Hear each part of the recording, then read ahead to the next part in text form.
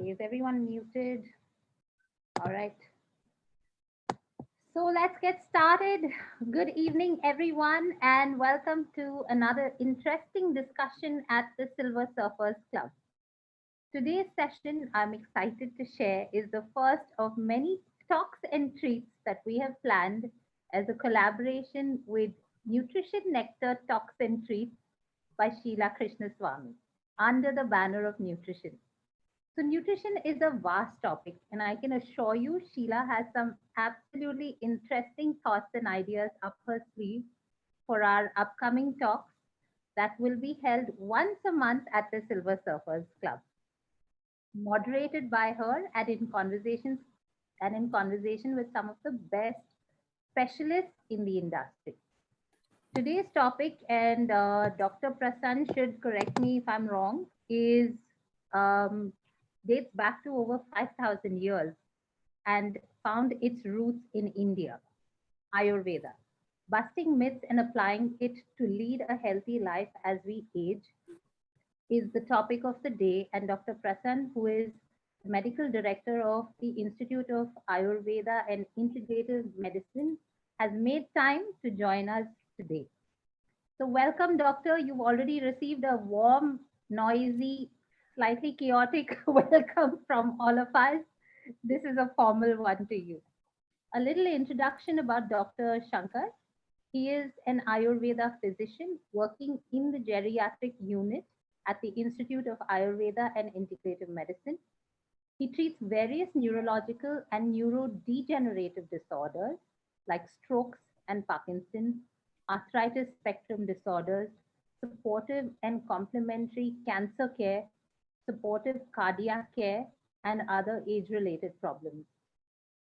His interests include Ayurveda biology, Ayurveda clinical practices, and research around clinical practice. So thank you, doctor. That's a short introduction, and I'm sure as the session goes on, everyone's going to get to know you a lot better.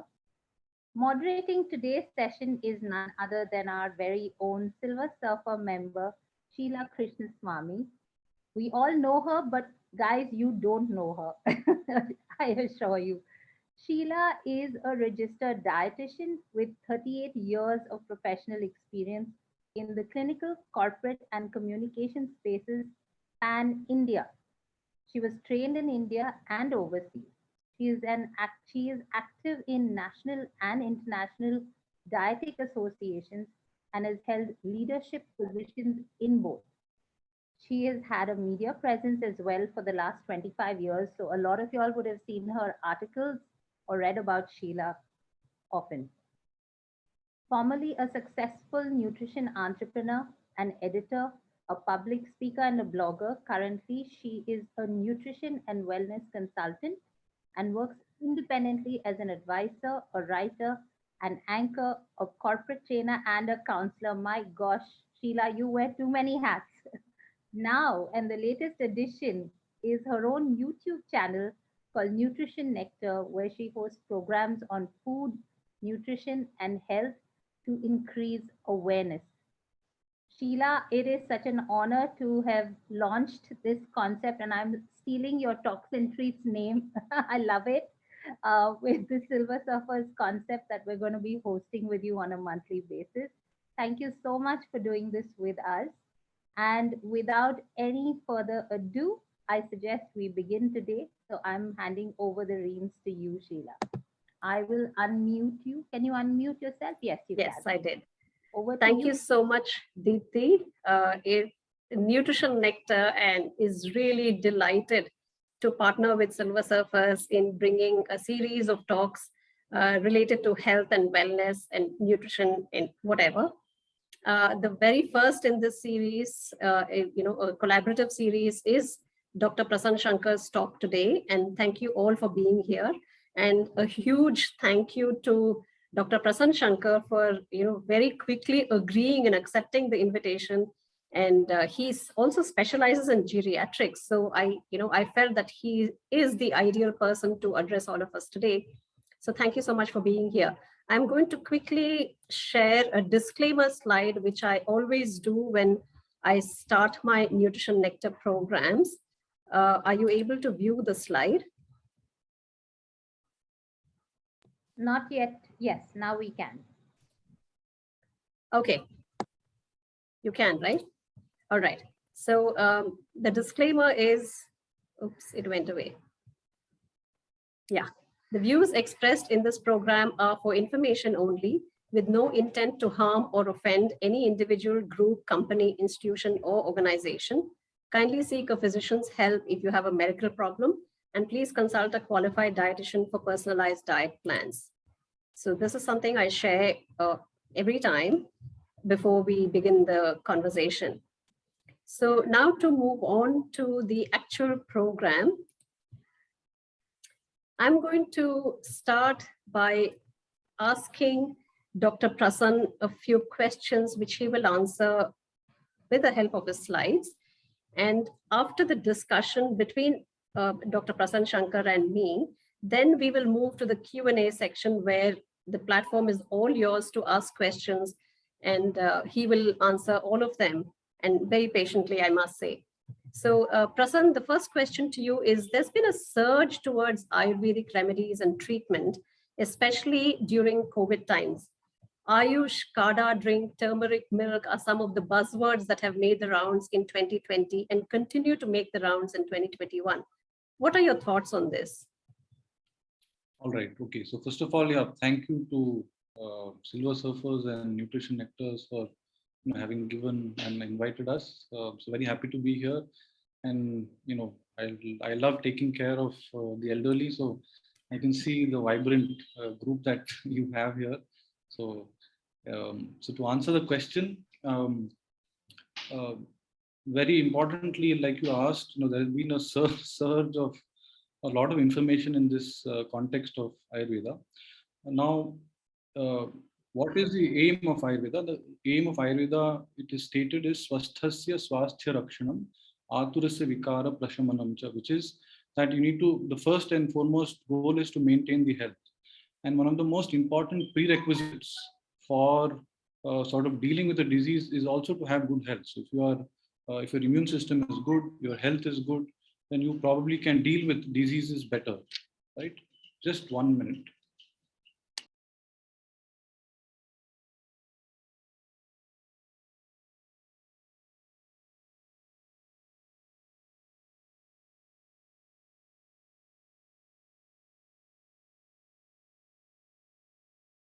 I'm sorry, my phone was ringing. I'll just put this on silent.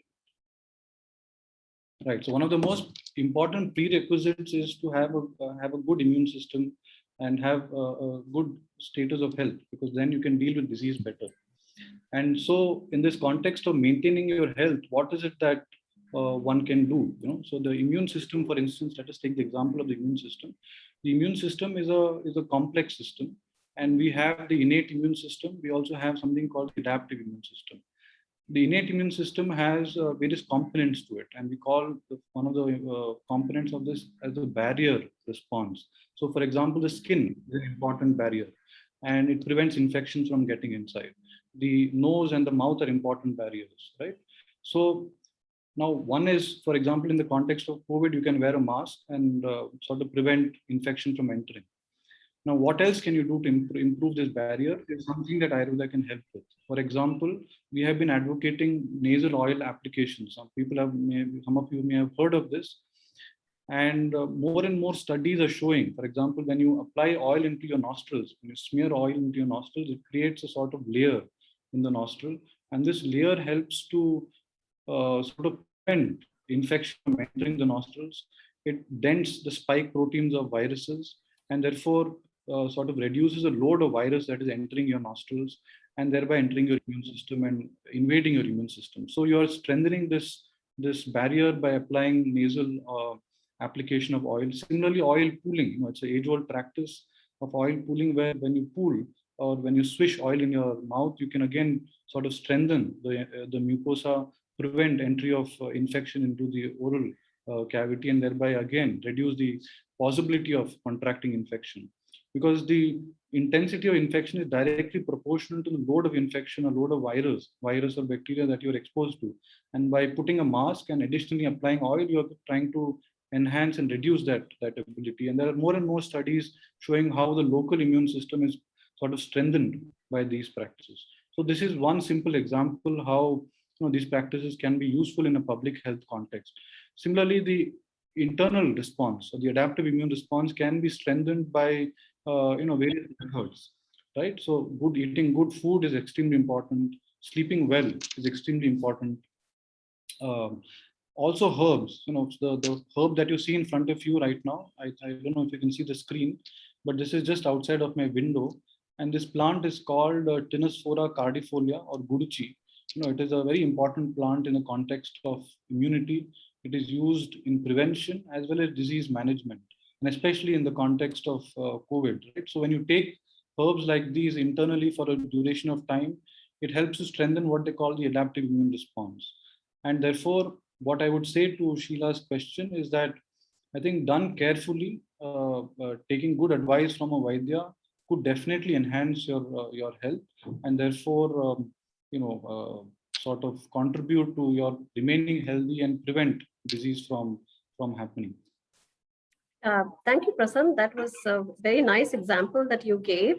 And I'm sure, it helps a lot in understanding why Ayurveda has really become very important in today's pandemic times.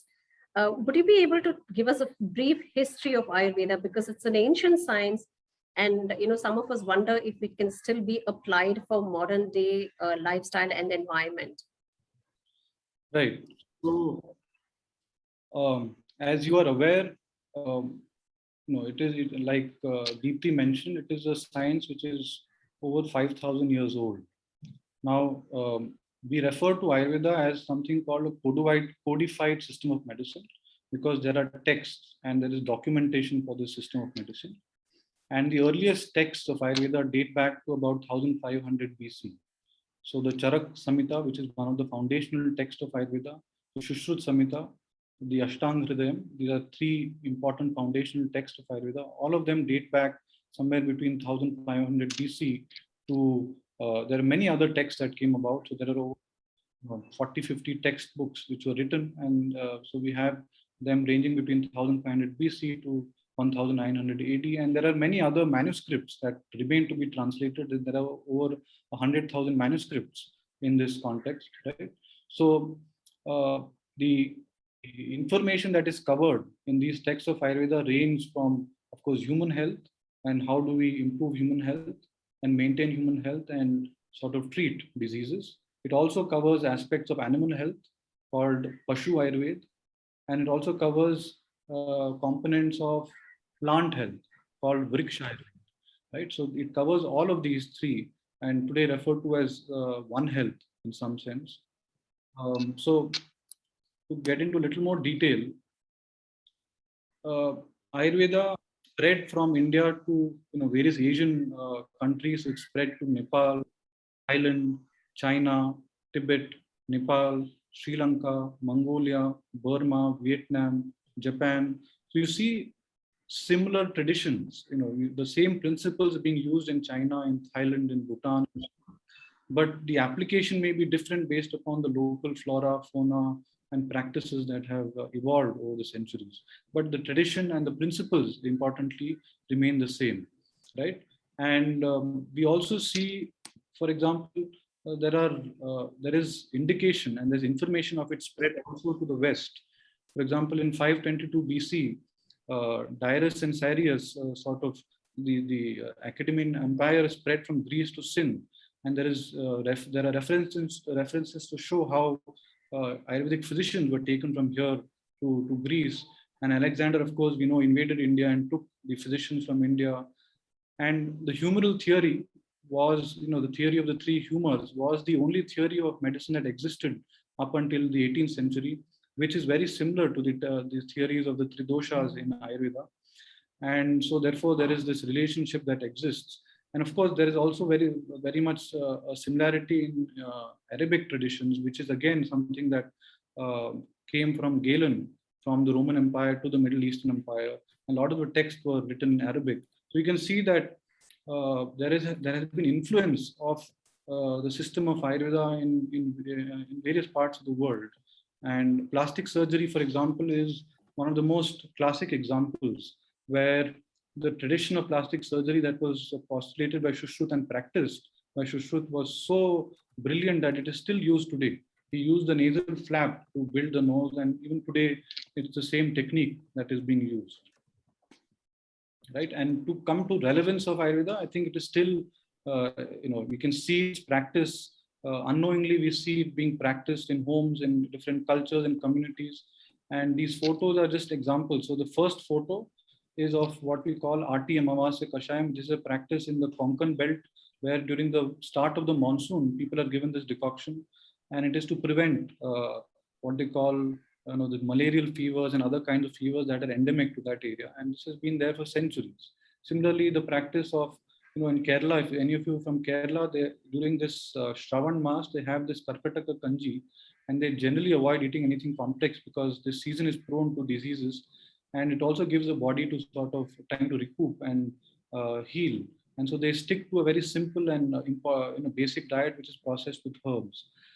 Similarly, in season, you can see the use of makka roti is only used in the winter and not in the summer because very heating, and makka is always had with butter, and so this is something that you see in culture, and of course in practice, like our friend was mentioning, he went to Puttur and took he took medications and treatments from a Vaidya in Puttur, and we can see that in chronic diseases, Ayurveda has a big role to play.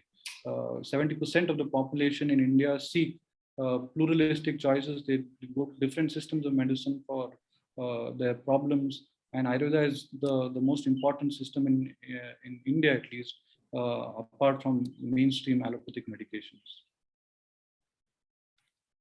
Okay, that's a lovely introduction to Ayurveda and the history of it. Now moving on, in nutrition science, we say that one diet doesn't fit everybody. Does the same principle apply to Ayurveda as well? And if yes, is the treatment based on the Prakriti of an individual, or is there anything else? Right. So, the idea of personalization is something that is inherent to Ayurveda. And so when we sort of decide about what is good for an individual, right, there are different factors that one takes into consideration. So of course, if the person has a disease, then we take the disease into consideration. We take the digestive capacity into consideration. That is, how good is your digestive fire. So if you have a weak digestive fire as compared to a strong digestive fire, as to a sensitive gut, these are some. This is a variable that one would take into consideration before we design the diet. Similarly, there is a concept of AMA, and I will not get into it. It's difficult to explain this over a short period of time, but this is also very important, and I think it's one of the most interesting concepts that Ayurveda has proposed, that of AMA. But this is also something. So it's impairment of metabolism that one takes into consideration.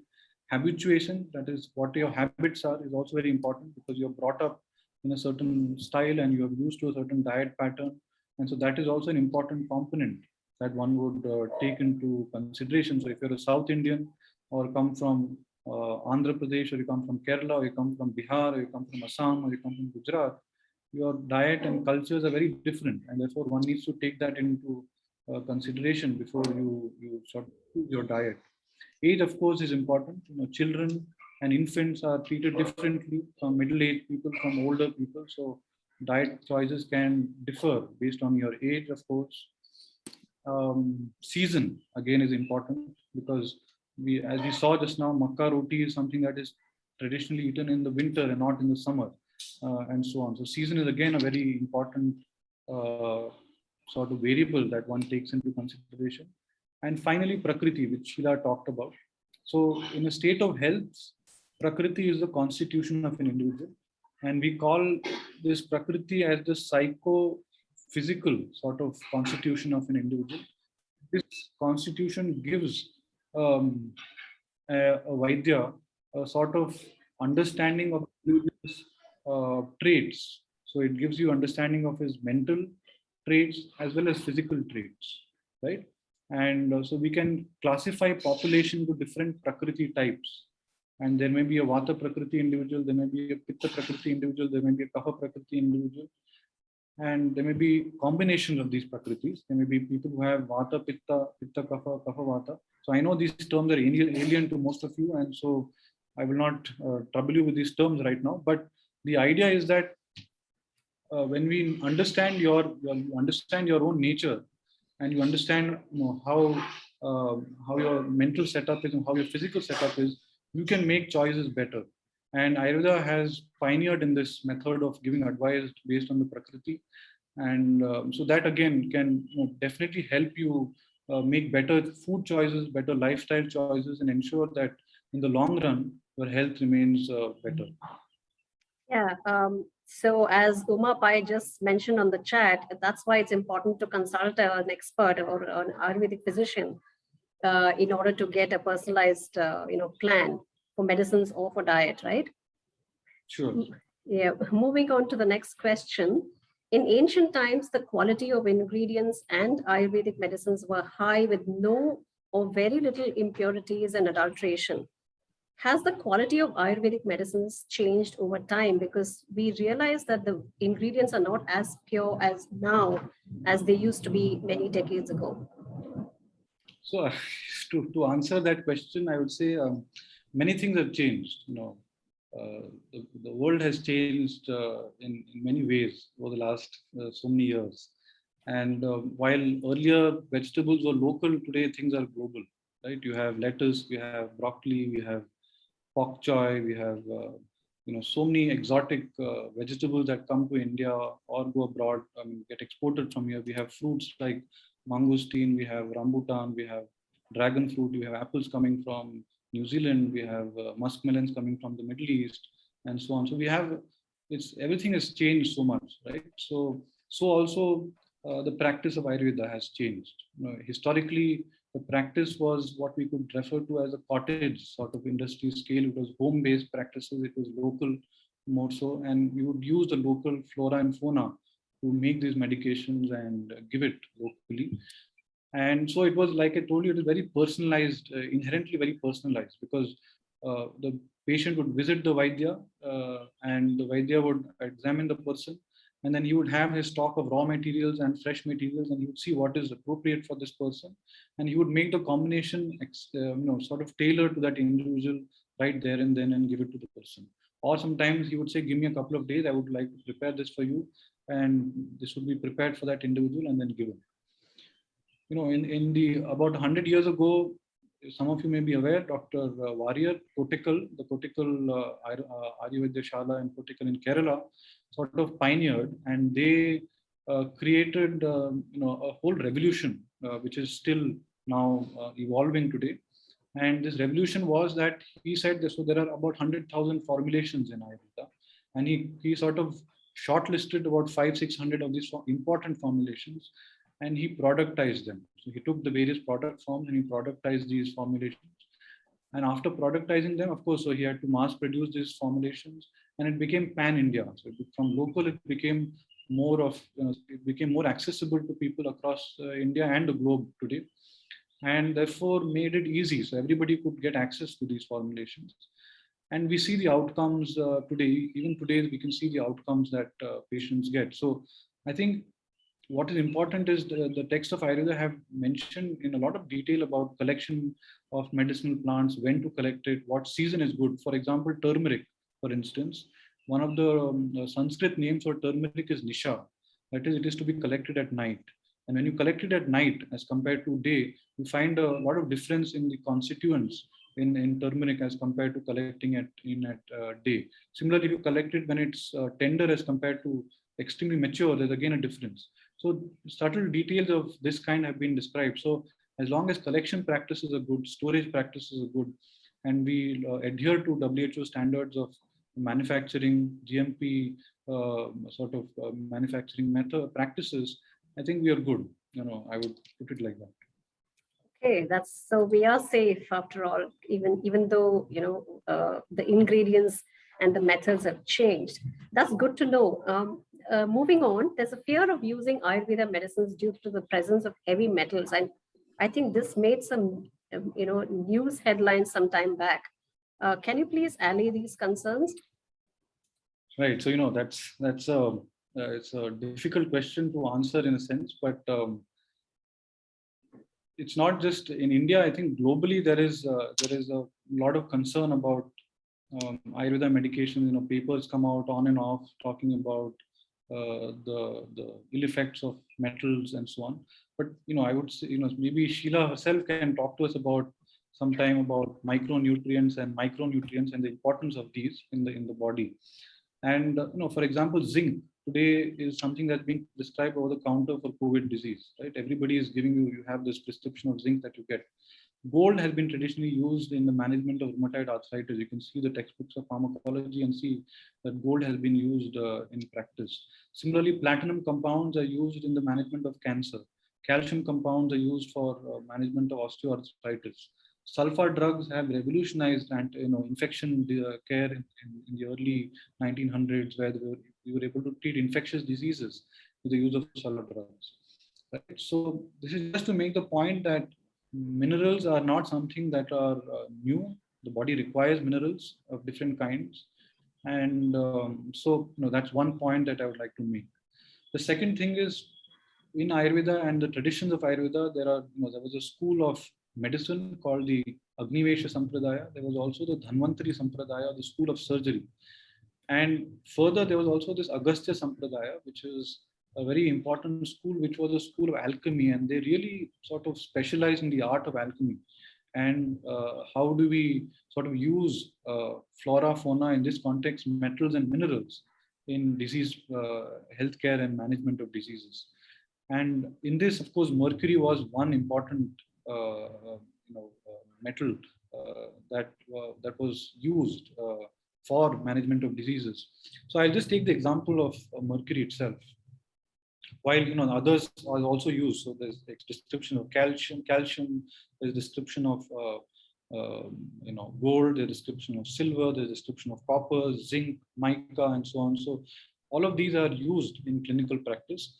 Now, what is important is that the processing and the method of purification of these metals and minerals is what renders them useful for clinical practice. So that's an important point to note. And these are not simple procedures. These are extremely sophisticated procedures involving a lot of time, effort, as well as the philosophy of why what is being done. There's a whole understanding of this this process. And to give you one example, mercury, for example, is never used as mercury, because when you use mercury as it is very poisonous. Mercury in form of mercury vapors and so on can become poisonous. But the procedure of amalgamating mercury with sulfur, so this is a method, it converts it to HGS, and this HGS becomes inorganic and is rendered safe for the user body. But of course, it undergoes a certain procedure. And I'm not just saying this. There's a lot of work that has been done. So IIT Kanpur, IIT Kharagpur, Atomic Research Institute, they've all demonstrated that if you do this correct, if it is done correctly, then you can definitely ensure that the quality of the medicine that is prepared is safe.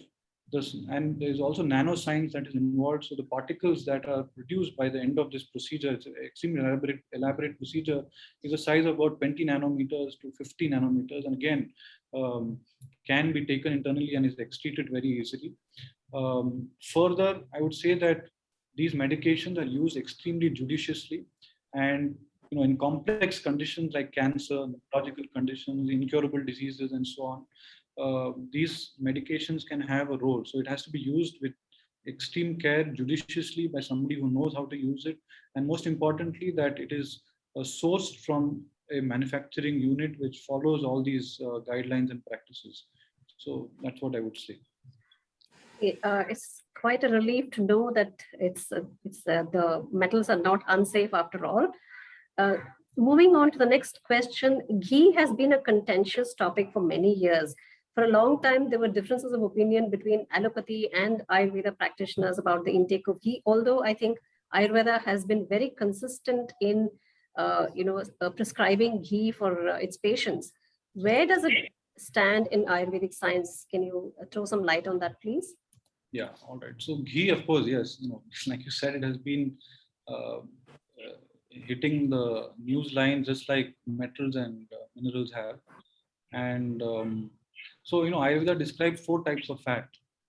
Tailam, Ghritam, Vasa, Majja. Tailam is oil, Ghritam is ghee, Vasa is animal fat, and Majja is the marrow. And amongst these 4, ghee is considered, one of the best uh, amongst these 4. Now, there are reasons for why it has been considered one of the best. Ghee, for instance, can be used.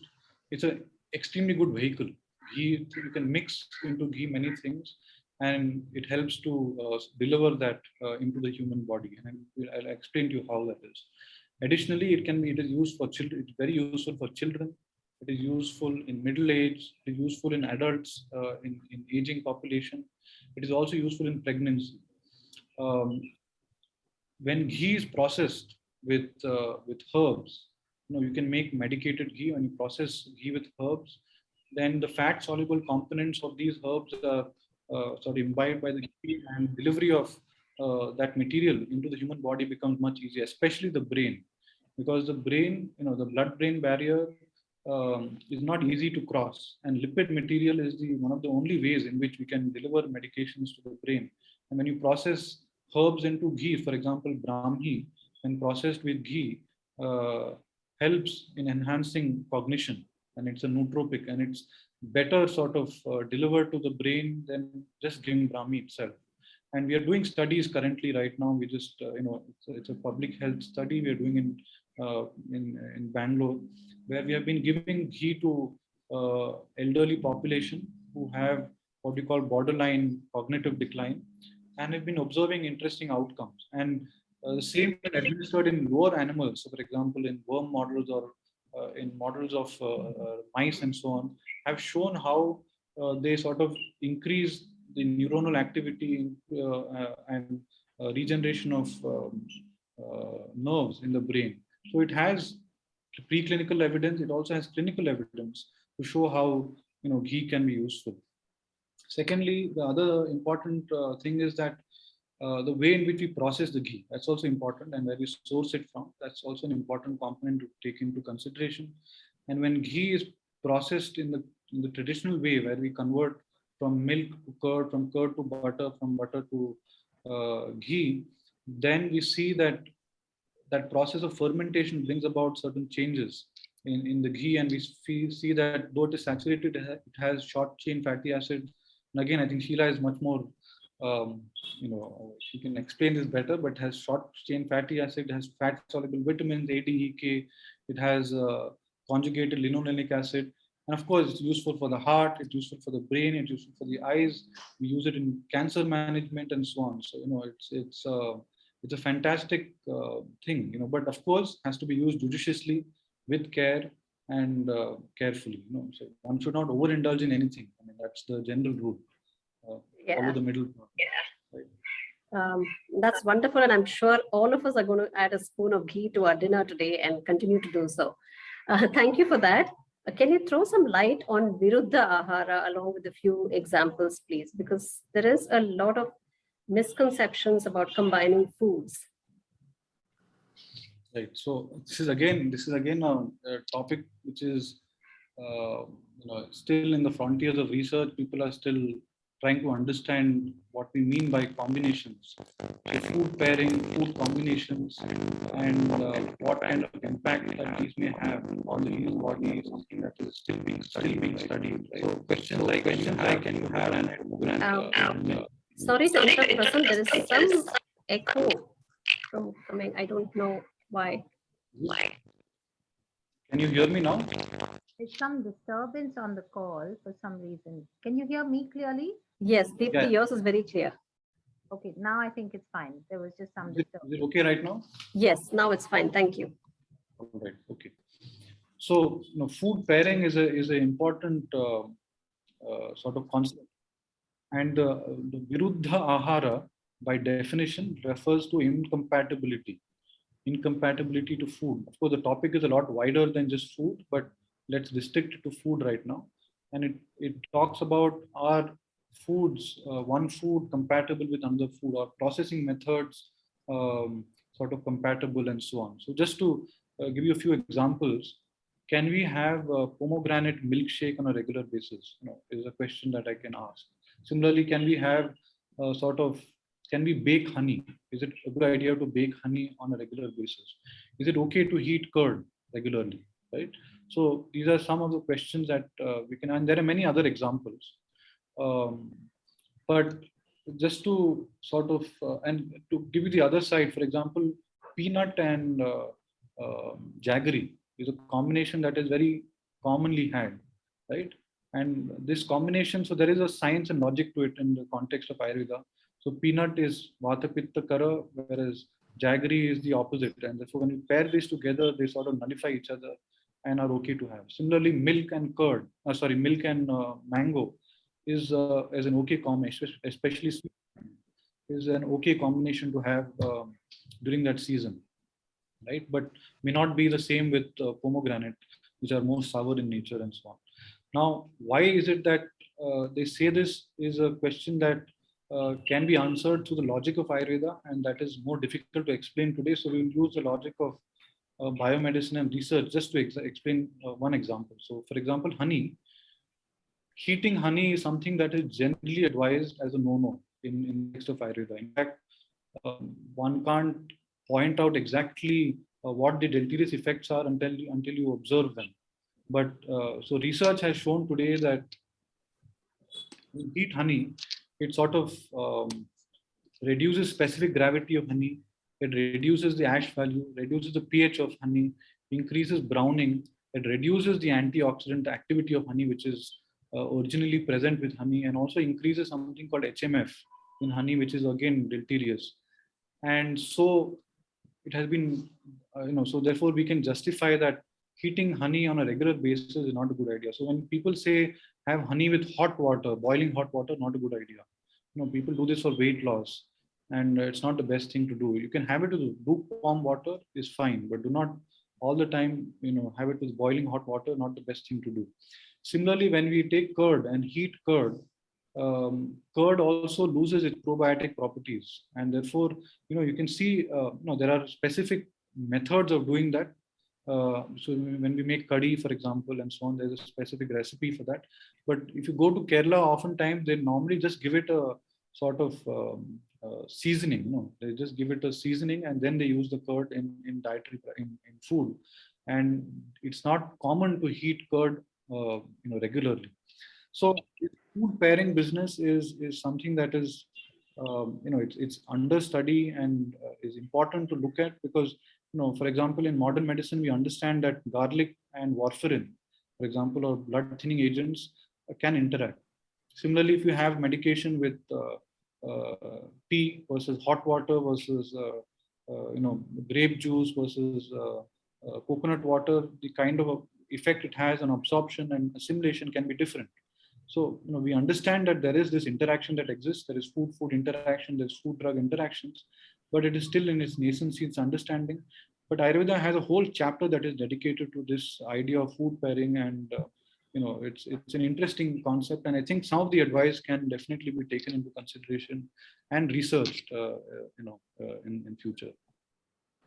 Okay, that was a great example, and I'm probably will have to have another talk on Viruddha Ahara alone, considering that there's a long list. Next question to you, Prasan, is Ayurvedic science does not ban meat or alcohol. How would you apply this in today's world where veganism and plant-based diets are becoming very popular across the globe? All right. Okay, so yes, Ayurveda does not ban meat or alcohol. I think the science of Ayurveda is a science that gives information.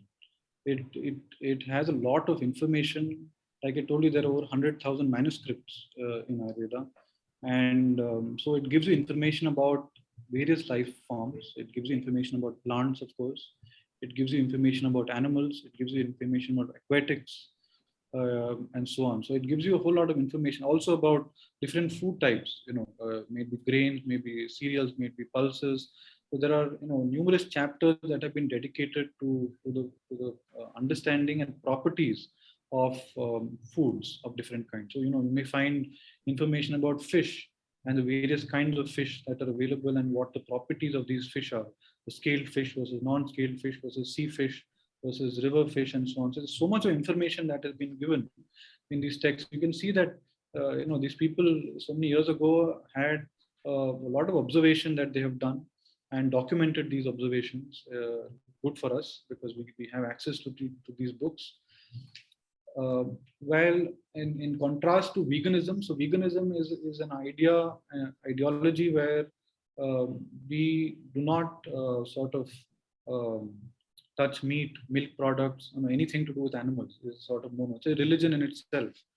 So what I would say is that while Ayurveda gives information about everything, alcohol, meat, plants, and so on, and so the strategy is something that one uses to adopt any of these in the given context. So you made it for health, made it for disease, right? So it is open-ended and we are open-minded. So I would say veganism will not is not something that Ayurveda would not fit into veganism. But the converse may be true, that veganism could fit into Ayurveda in certain contexts, is what I would say. Okay, that's a very interesting thought. Thank you for that. This is the second last question. Is it true that Ayurvedic medicines do not have any side effects and therefore don't need a prescription? I'm sure you would say no to this. So I think we can answer that in two ways. So there are home remedies, and there are so many things from tradition to tradition. And Ayurveda has a symbiotic relationship with knowledge that exists in community, with what information is available with farmers, with shepherds, and so on. So it derives a lot of information from the local traditions. It has sort of processed that information. Now, also it has laid down what Ayurveda has done is it has laid down the foundational principles of understanding.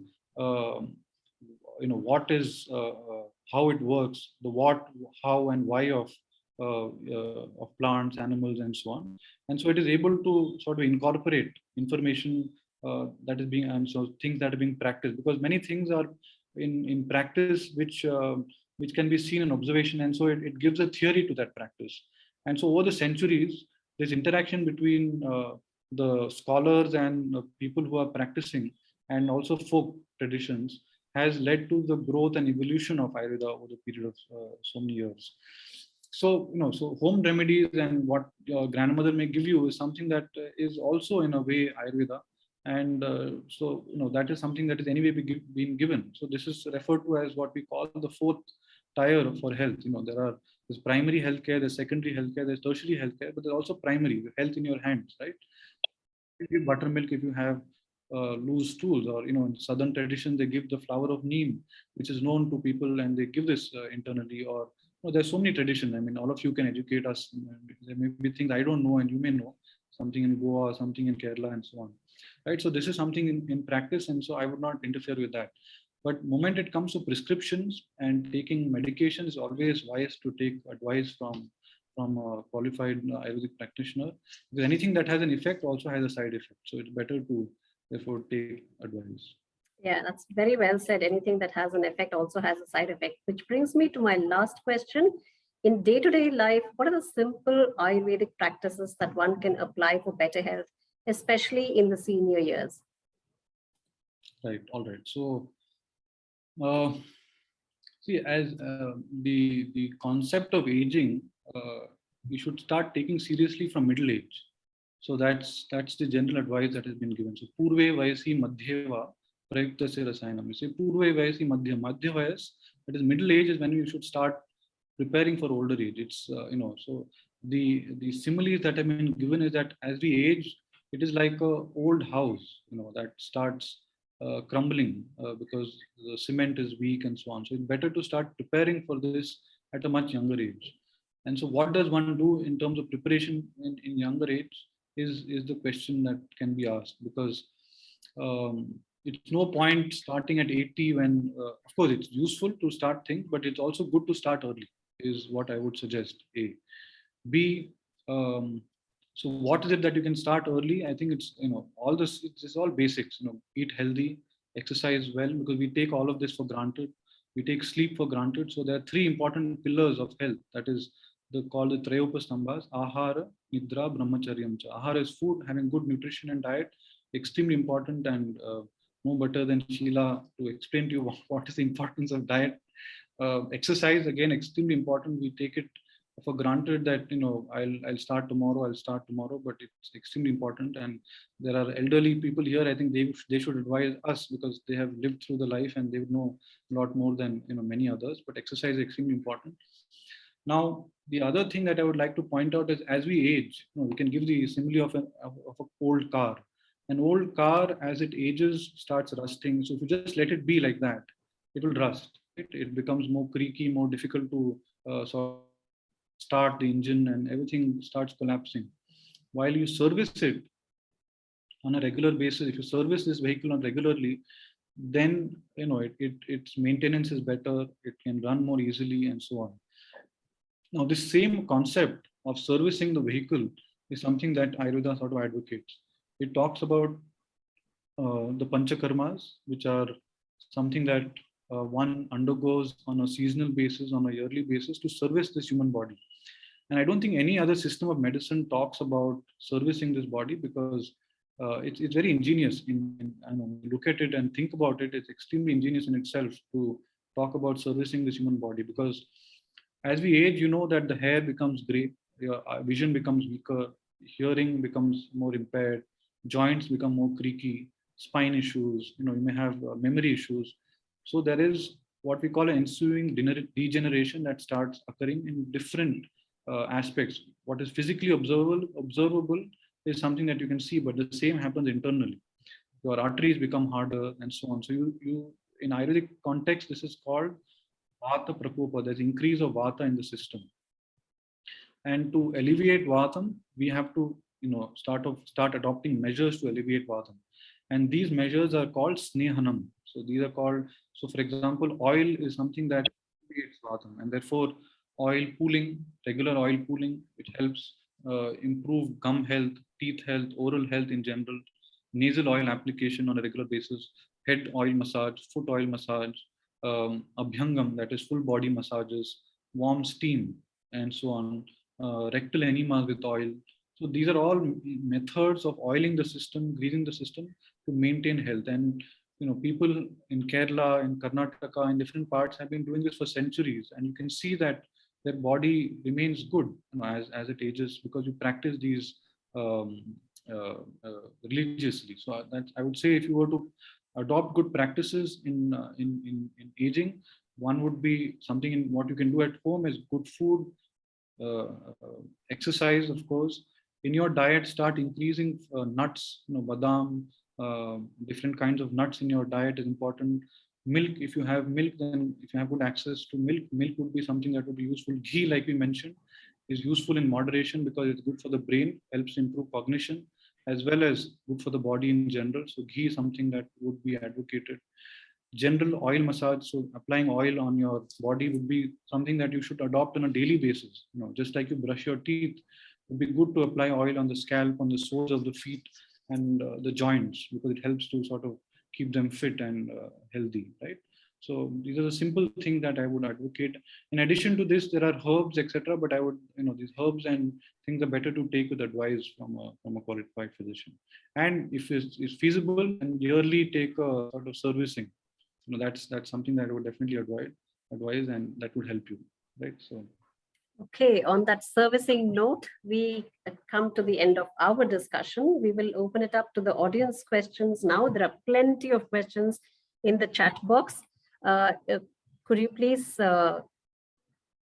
remove the slides, unshare your slides, Prasan?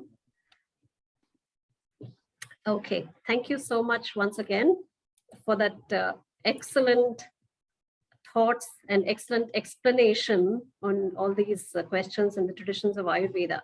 So let's begin with the questions. Wow, there's an avalanche of questions here. So I think the very first question is about the oil to be applied in the nasal passage, which you mentioned in the very beginning of your presentation.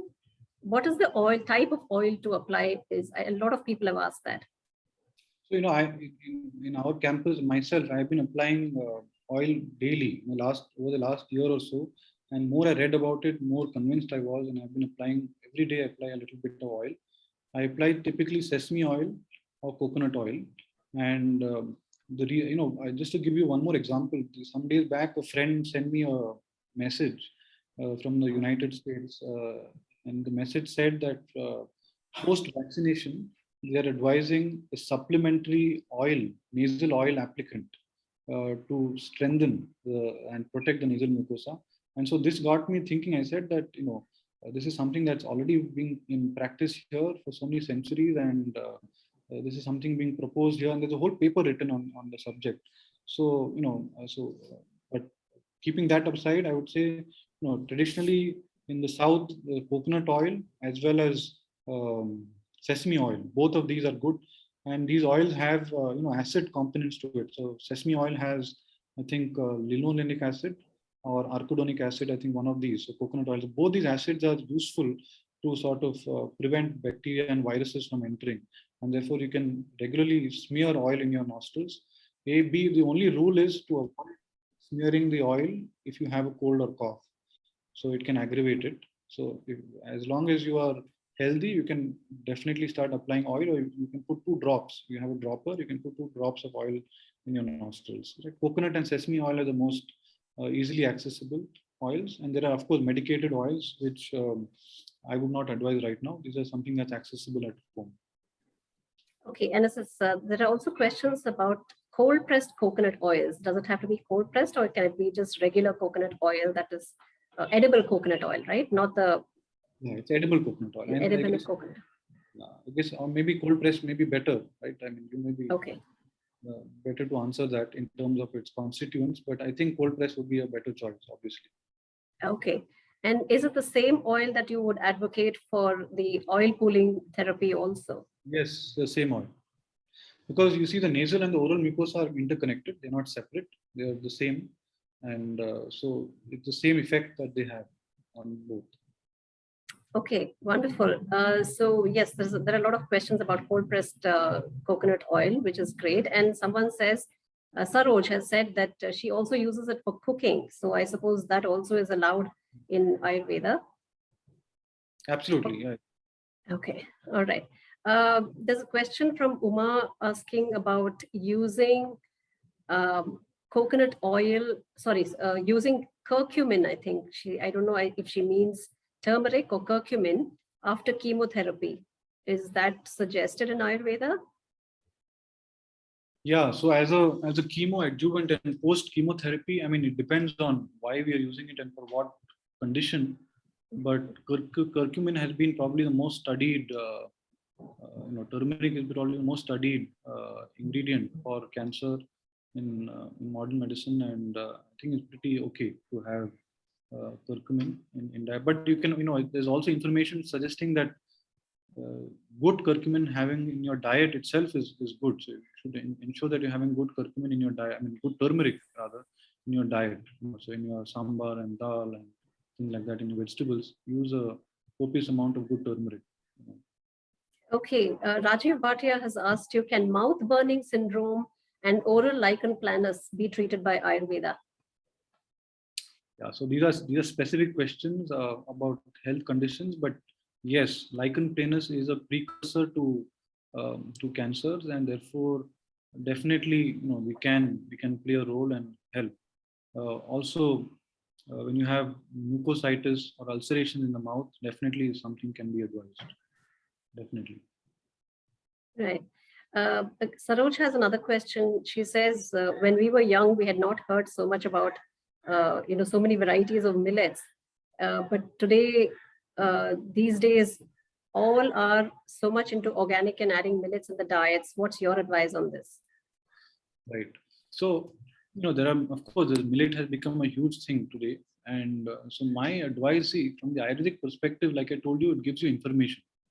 And this information has to be used intelligently by the individual. So millet in general are drying in nature as compared to wheat, for example. Wheat is something that we call is guru, is kapha kara, whereas something like barley or other forms of millets, they are many of these other millets, they can be drying in nature. So somebody who's lean and thin should not overdo millets. Somebody who's obese and well built and kapha prakriti would be better suited to use millets on a regular basis.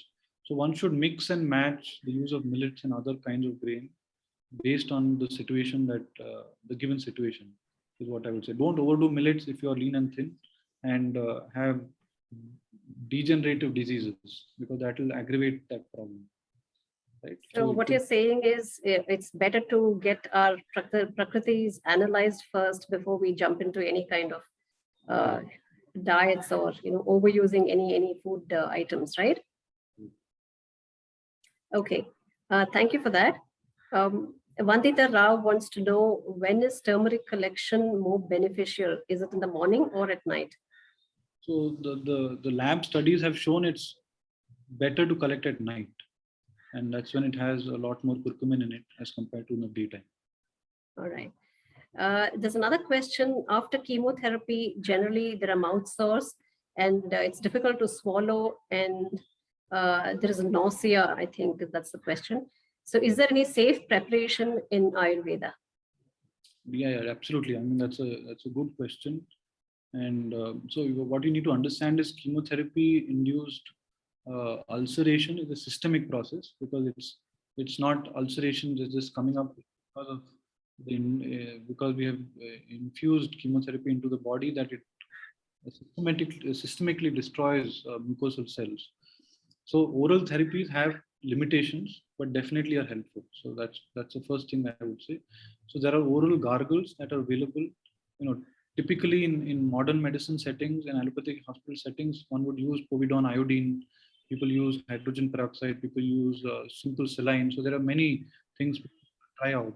But there are a lot of studies to show the use of honey, the use of smearing honey, use of triphala gargles or mixture of triphala with honey as a gargle, that can be extremely beneficial in reducing the intensity of the mucositis that one faces, because people who experienced it know that eating food itself can become a problem, and this ulceration can extend from the mouth all the way to the anus, and this whole area can become inflamed, and therefore it's difficult to eat food, and you have to be on parenteral nutrition and so on. So ingesting is something I would not get into just now, but definitely oral gargles is something that is advisable and useful and beneficial.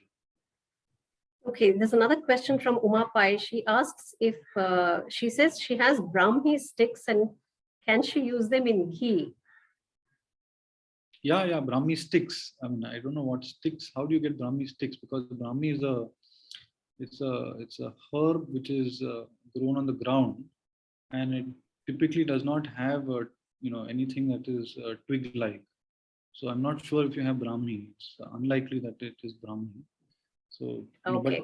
But traditionally people put pan, they put curry leaves, they put Brahmi, they put many things into ghee while they process it. So that can be taken on a regular basis, is it? Yeah. So I mean, I don't know if you my grandmother would put moringa leaves into the ghee and process it. And there are many traditions in different parts of the country. People use, in Maharashtra there are other traditions. So some people put pepper into the ghee while they're making the ghee at home. It is. When you're making the ghee at home and processing it, they sometimes put ingredients into the ghee and do it. So that's definitely something that one can do at home. But please ensure what that stick is, because don't put it without knowing what it is. Okay, all right. Arun Malhotra has a question. He says, you said no to heating honey, so can we have honey with hot tea? Boiling hot tea, not a good idea, sir. Not a good idea. I mean, see, in that context of Viruddhahara, what I'd like to say is that, so it is not a good idea to indulge in this every day.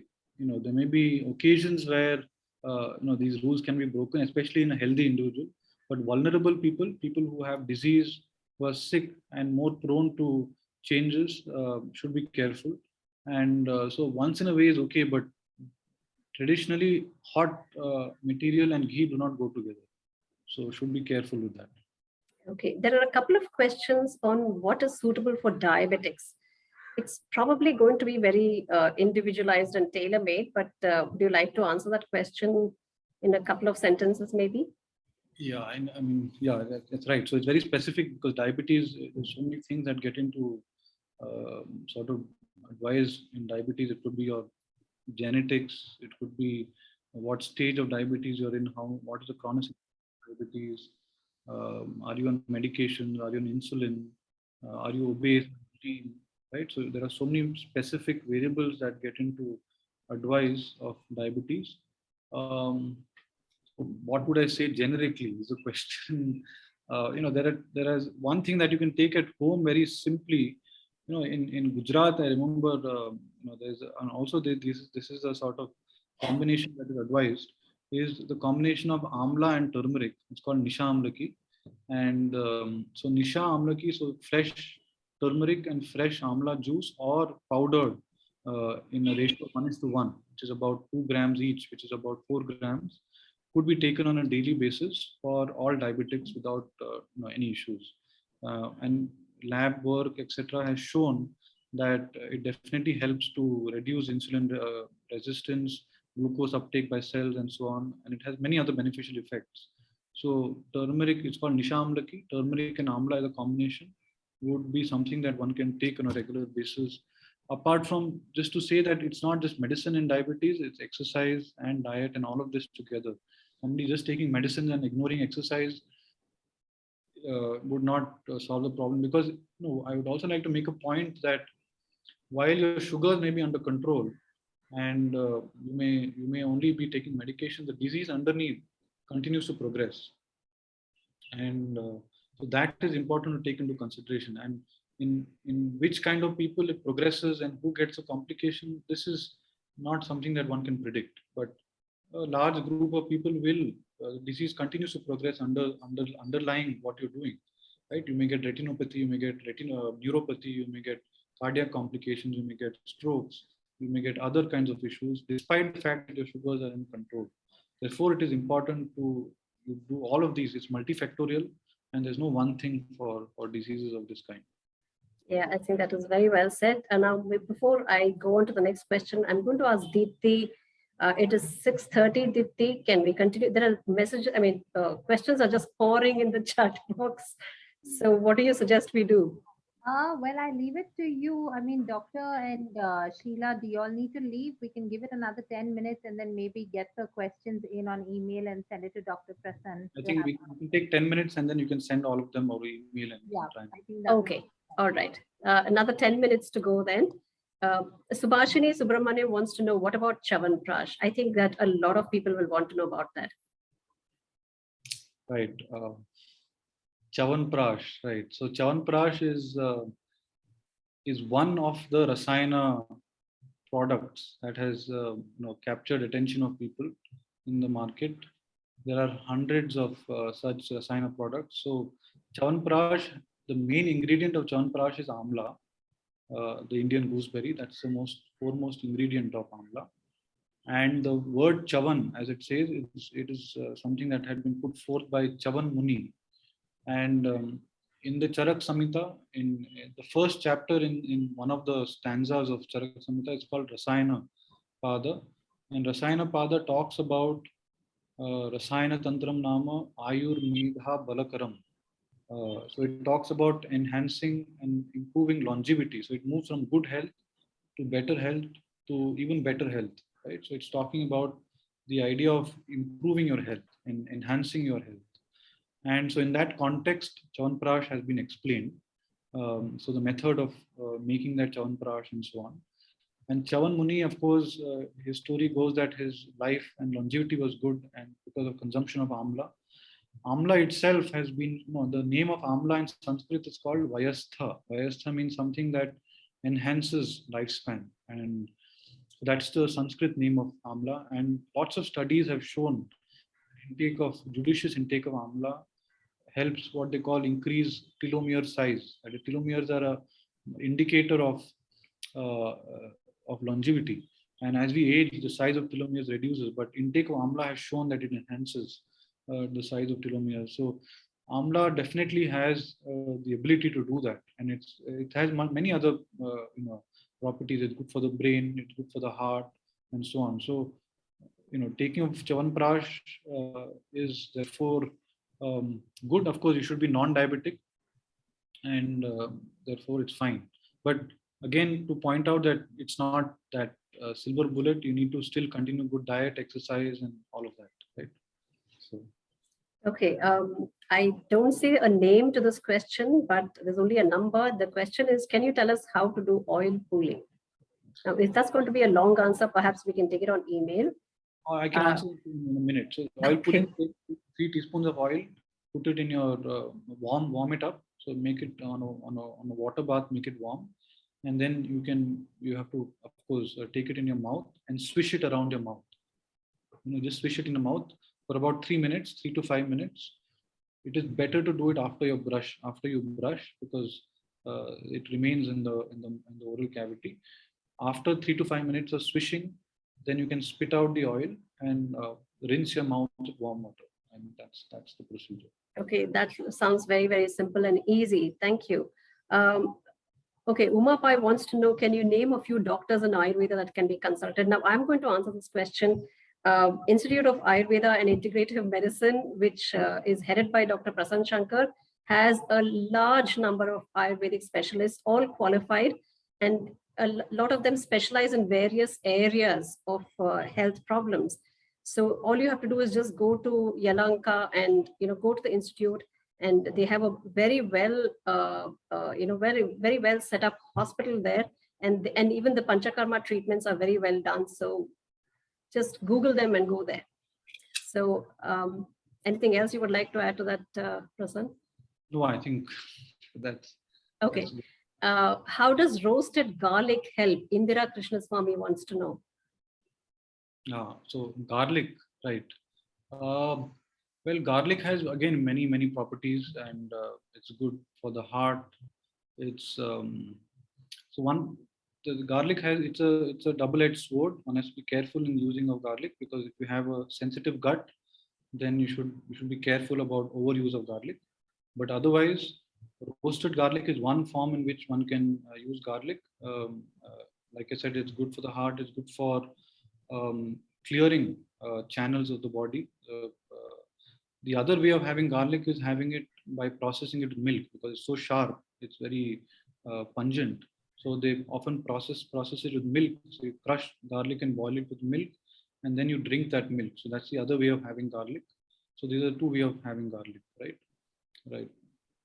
Okay, there are two questions. One is on Jalaneti, and the other one is on Anutailam. Indira and Ragini Brar are asking these questions. So Niti, I would suggest, that's I know the procedure, but should not be done without supervision, because it can create complications. So we should not discuss that without supervision. So I'll stop with Jalaneti there. What was the other one? Anutailam.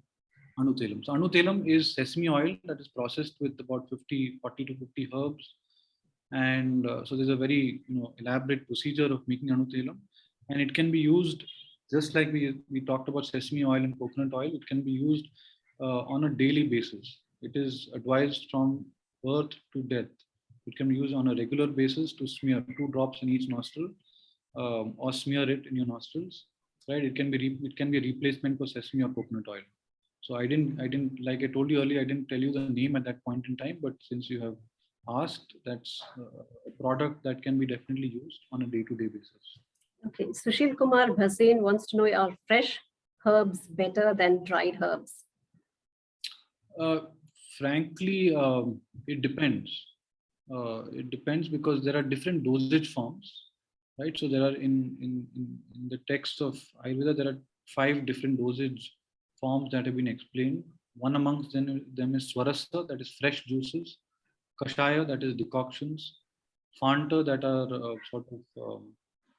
kept overnight. So they are decanted and they are kept overnight. So they're sort of infusions of certain kinds.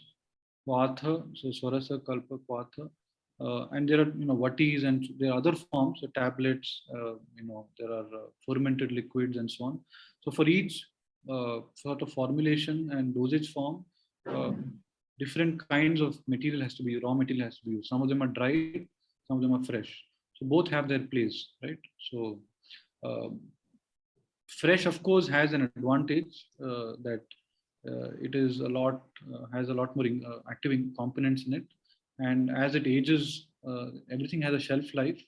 And so as it ages, the active constituents can reduce. So it has to be used within that shelf life. Okay, Anita Bhavnani's question is there a cure for interstitial lung disease? So ILD is a restrictive lung disorder. As far as current understanding goes, it is a progressive disease, and there is no cure in that sense for this condition. But definitely, I think integrative approaches, especially if you start early on, if you are diagnosed early, and even in later stages of disease, I think yoga and Ayurveda can play a role to improve quality of life.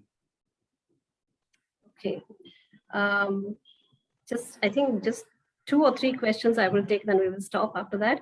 Priya's question is, for people with acidity, what is the first thing to eat or drink in the morning? So the first thing to eat or drink, I mean, drinking a glass of warm water is good, but the more important is what to avoid in the context of acidity, and I think that's the bigger question, right? So we can get into details of that, but generally, of course, eat on time, avoid processed foods, avoid eating outside, avoid oily, spicy, fried foods, avoid chilies, and so on. So do the basics. I mean, everyone knows this, but try and start doing the basics. It's about what to avoid. And in the morning, you can start with a glass of warm water. That's definitely something that's useful, because it washes out the gut a little bit, and so that can be done. But it's all more important is what you avoid. Okay, Veena Barwa wants to know if there are any foods that aggravate arthritis or any suggestions for finger pain. I suppose rheumatoid arthritis. Yeah, so if it's rheumatoid arthritis, generally, so like I said, there are so many factors that get into analysis, but in general, foods that are inflammatory in nature are to be avoided. Foods that are neutral or non-inflammatory are generally advised. So the food that I would advise generally for arthritis patients are all the gourds: ridge gourd, bottle gourd, snake gourd, ash gourd, pumpkin, bitter gourd, greens of some kind. A lot of the lighter dals, moong dal, masoor dal, and things like that. And avoid inflammatory foods. So avoid too much of brinjal, avoid radish, avoid capsicum, avoid spices, avoid also foods that are, in Hindi we call it garisht, or heavy foods, difficult to digest, right? So avoid foods that are very heavily processed with oil, so paneer, makhni, and things like that. So a lot of heavy food is generally not something that one would advise, because why we say this is because the disease itself, the pathogenesis of disease is inflammatory, and improperly metabolized, improper metabolism, deranged metabolism is something that is inherent to this disease. So if you, as a strategy, adopt at least food is only one factor, but it's an important factor. If you ensure that the food is at least not loading the immune system, not loading the metabolic processes, then you are playing an important role to sort of keep the disease in check, apart from exercise, apart from medicine, and so on. Okay, one last question, and then we will send the rest of the questions on email. Gulshan Marwa wants to know, what is the best medicine to get good sleep? So the easiest, I would say, ashwagandha. Ashwagandha is called Withenia somnifera, and there's lots of studies to show its use. So this is pharmacological. It's something that you intake. There are studies to show that non-pharmacological approaches are as useful. So doing yoga nidra at bedtime, applying sesame oil on your feet, warm oil massage on your feet, drinking a glass of warm milk at bedtime, no screen time after 7 o'clock, because it really sort of sets your melatonin clocks, and sticking to your sleep clock, and is something that one should definitely do to ensure good quality sleep. Okay, I think we will have to end here, because questions are still pouring in, and so are compliments. There have been a lot of compliments to you, Prasan, for the excellent program, and to you, Deepthi, for organizing this. So thank you once again to both Prasan and Deepthi, and I'll hand over the stage to Deepthi now. Thank you so much, Sheela. Yes, I think the compliments go to you as well for moderating this session so well. and asking the doctor the right questions. You come from a better place, a more informed space. So, really, on behalf of all of us, thank you. And Dr. Prasan, we've taken too much of your time already, but thank you for extending yourself for us and answering all these questions so well, and also for demonstrating a few things that the members and the attendees can try out at home. I'm sure it's going to be really helpful to all. And yeah, so thank you from all of us, and to everyone who's joined in and whose answer questions haven't been answered. I've dropped you all an email address. You can send it in and we'll send it across and have them answered by doctor. And yeah, thank you so much everybody for joining us. Look forward to our next session of Talks and Treats with Nutrition Nectar and Krishnaswamy. And we'll be back soon. Thanks everyone. Thank you. Thank you. Bye-bye. Good night. Bye-bye. Bye.